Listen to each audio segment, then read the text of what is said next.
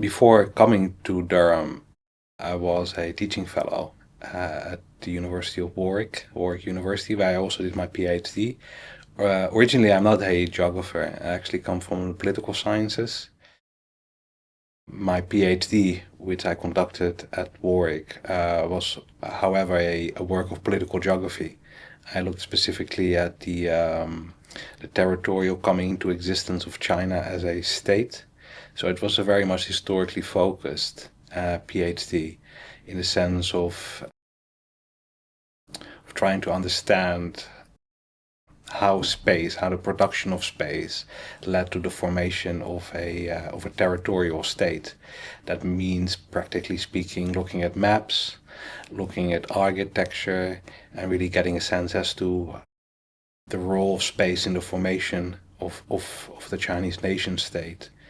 Um, so I became increasingly more of a geographer as I progressed in my PhD. Within a politics department that was quite open and allowed me to pursue that interest into the political geography aspect of my PhD.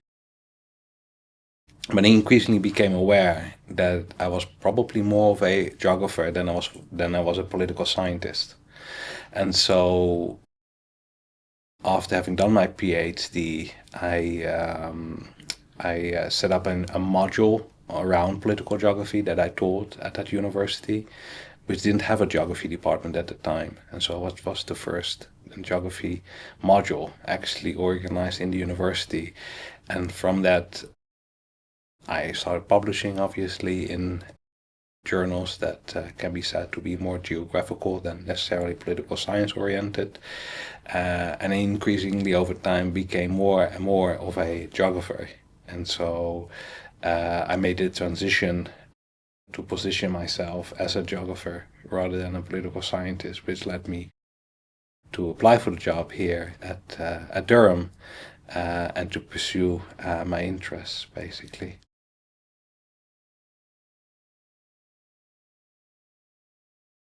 I became increasingly interested in the question as to what is the geo within geography. After having lived in China for a few years, I became aware that politics doesn't only unfold in the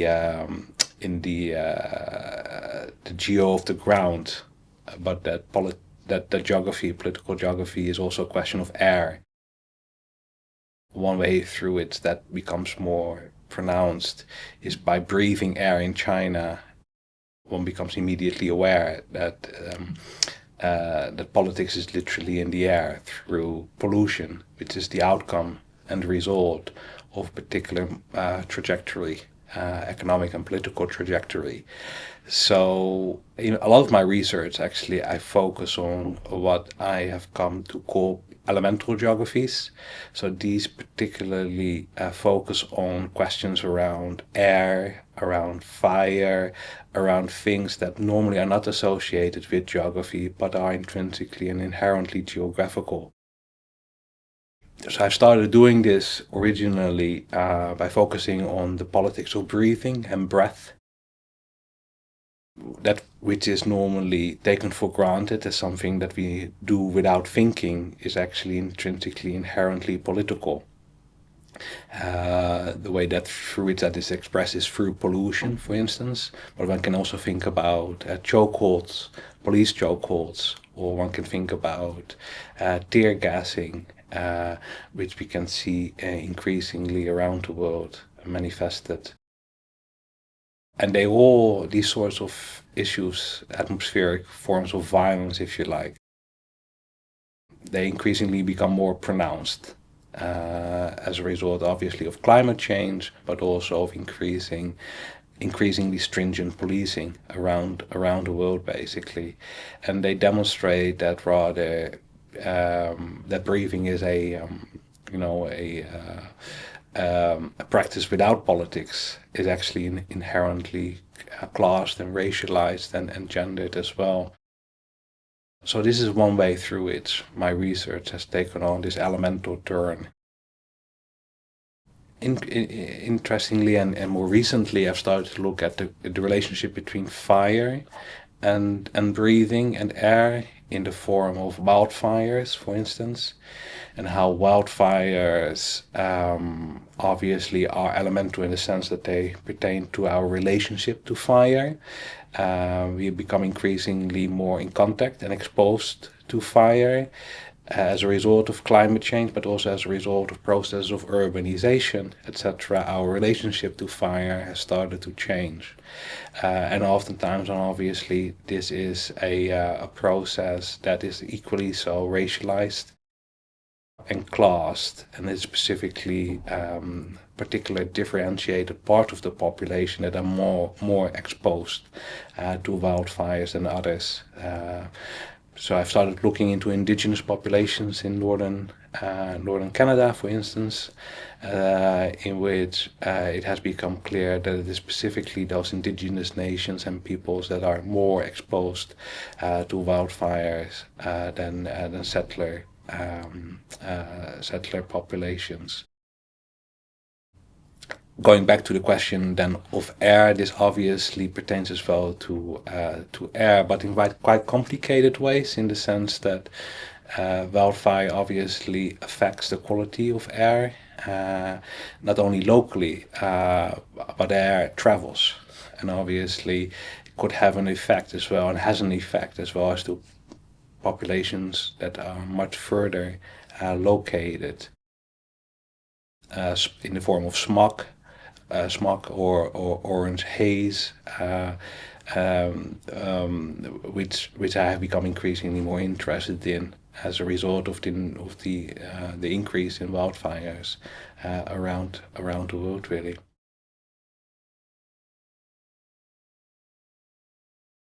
The nature, I guess, of my research is focus on breath and breathing and air, things that people take for granted and are not really considering as part of, academia or thought more generally. And so having to convince people that it is worthwhile going back to these very mundane and taken for granted practices, I think, has been one of the challenges to convince people that this is worthwhile. Which is paradoxical, obviously, because there's nothing, more important than having the ability to breathe. Basically, that is the very principle of life. Without breath, there is no life, basically.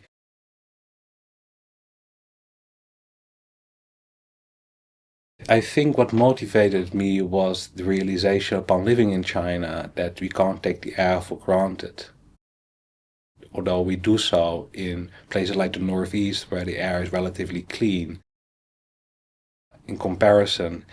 But we have to, even in the Northeast, we have to be aware that we are located in a post-mining industrial setting in which many miners suffer from diseases such as pneumoconiosis, dust lung diseases, etc. Dust lung diseases, which again show that breathing cannot be taken for granted, but in this case it is gendered, because it is mostly men that served, not only exclusively obviously, but mostly primarily men and working class men particularly, that worked in the mines, enabled British industrialization, enabled modernity basically, but sacrificed their breath, their life basically for that particular purpose. And in a different context, but with the same rationale and reasoning in mind. When I lived in China, one becomes immediately aware that you cannot take the air for granted. You can, you in the morning you have a white T-shirt and it comes black it's black in the afternoon basically, and giving you an idea as to what is actually happening inside your body as you inhale the dust that is the product of industrialization and in modern capitalism. And so it was upon that realization that I started to rethink what we understand the geo within geography to mean, not merely being the ground, or abstractions of borders, etc., but the very materiality that we breathe in, basically, and that becomes part of us, basically, as a result of that.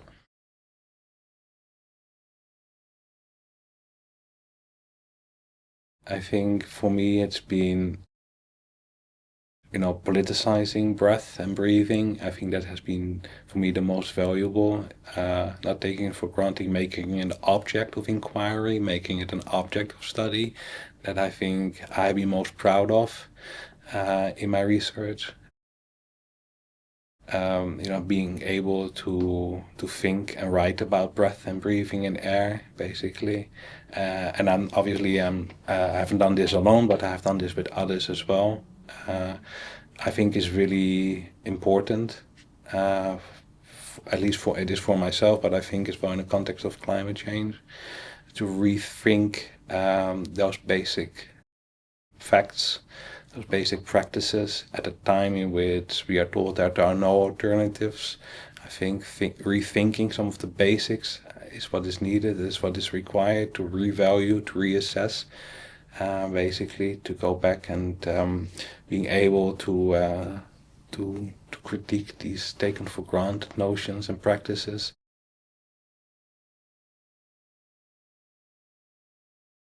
I've started taking interest in fires. So I'm working at the moment on a paper with a colleague actually in the department. And we are working on rethinking, this takes place within urban geography, so it's rethinking the city through the lenses of fire. The city the way we imagine and we have planned and we build, the city is with a particular temperature in mind, with a particular suspended state of meteorology, in the sense that we don't take in consideration climate change and extreme weather conditions. And our argument is that we need to reconsider the city. We need to reconsider the city in the sense that our cities are increasingly aflame, are increasingly burning. So that means that we have to rethink not only the materiality of the city in terms of the roofing or even the planning as to how far buildings are apart from one another, but we also have to rethink our imaginations of a city, basically, in terms of heat and in terms of fire as well, and our relationship with fire, more generally speaking. So this is one area of research that I'm increasingly involved in and focusing on, rethinking the city through fire.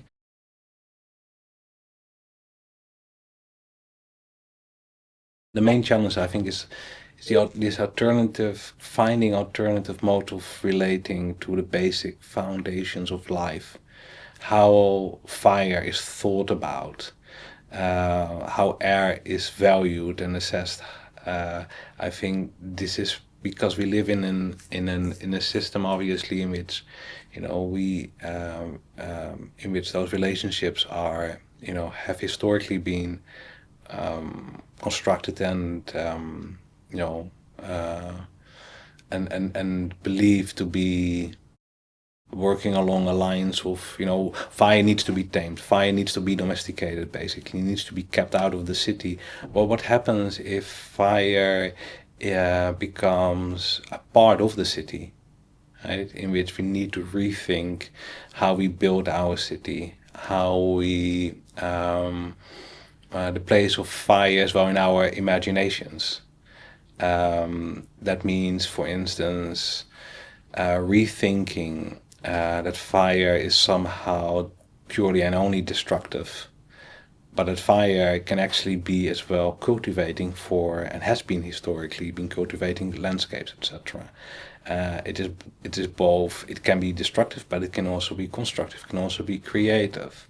It historically has been the case. So these forms of wisdoms, knowledges are present in indigenous knowledges in Northern America, for instance, but are forgotten by modern ways of domestication, etc., of fire. And the same is true for air. Air, air has been primarily for imagination of gods in Roman and Greek times, etc. Uh, um, but that is completely, obviously, not the case anymore. But it's still fragments of that older imagination in the form of spirit in Christianity, for instance, which is an aerial atmospheric quality. But our relationship to the air has fundamentally changed into becoming increasingly more instrumental.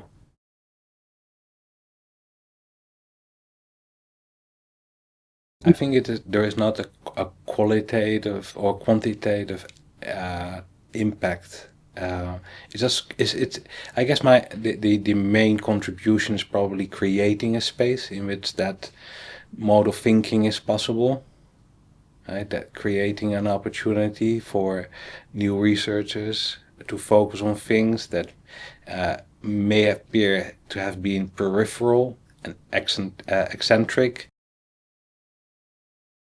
but are worthwhile discussing, worthwhile thinking about, creating an opportunity for such research to occur, to inspire a younger generation of researchers, to question fundamental truth, um, uh, allow and enable creative approaches, alternative approaches. Because again, I think that I don't think there's ever been a time in which that has been more important than now. Because the older models and older models of relationship to those elements of life obviously don't work. So we need to come up with new epistemologies, new forms of knowledge, basically.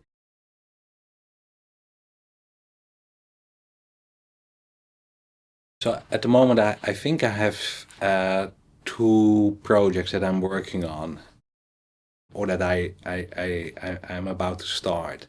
One is a book that is under contract already, that looks at the politics of breath and breathing, basically, in which I make the argument that there is a politics of air and breathing, basically, an argument that I've made previously in articles, etc., but that I want to expand upon by looking at existing theories of breath and breathing, but also create a new theory altogether, an ethics of breathing. I think that is probably to construct an ethics of breathing and for breath. So this is the one project that I'm working on, or that I am about to start. Another project that I'm working on, and it's also in its very early stages, is a project that focuses on corners, specifically street corners, and how street corners feature in urban imagination. Corners are obviously metaphors for many things. They are metaphors for surprise. You never know what's around the corner. That can have both surprising positively, but also scary elements to them. Walking around in the back lane at night, depending on your gender and class and race, could affect how you feel about turning that particular corner. Working on corners and the role of corners in cities is something that we are working on currently. Corner shops as well. Corner shops are. I live next to a corner shop, and I always find this very intriguing because corners are places where people assemble. Communities are made. Basically, the corner is the ideal place for those things to happen. And so there are a variety of different contexts, I think, in which corners are worthwhile of exploring. Again, it's something very small and mundane, but that opens up complex questions around emotions, affect, and social relations in the most general sense.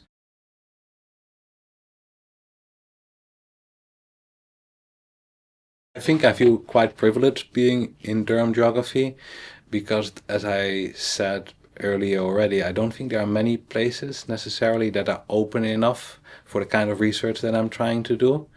And so I remember when I was a teaching fellow in the politics department, in a very open-ended politics department, there were not many places I could actually I would actually fit, precisely because of the specific nature of this work that I'm doing.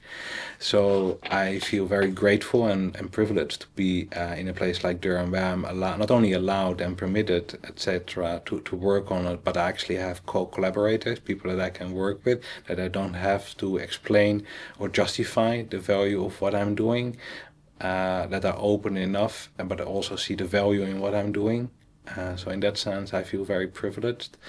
I also feel privileged in the sense of being able to co-author work with colleagues, etc. Again, based on shared interest and enthusiasm for the geo within geography. And so I feel, as I said, I feel quite grateful to be in a place like Durham, because I don't think there are many places in the UK where I would fit as well as I do in this department.